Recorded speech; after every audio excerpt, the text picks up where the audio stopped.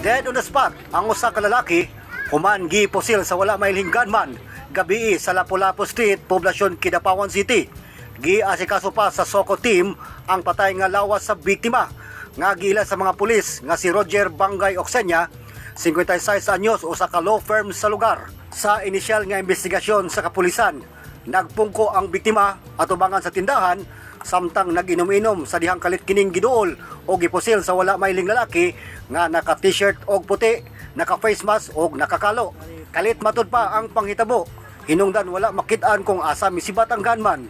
Nakaangkon og samad pinusilan sa nagkadayang parte sa lawas ang biktima, hinungdan sa iyang kamatayon. Na-recover sa SOCO team sa crime scene ang 20 ka basiyo sa bala o upat ka fired bullets gikan sa kalibre .45 nga pistola. Dili pa matino sa mga pulis ang motibo sa krimen, pero nagpasalig kini nga palauman pa ang ilang investigasyon. Regilan Yaman, Newsline Philippines, Province of North Cotabato. Stay safe.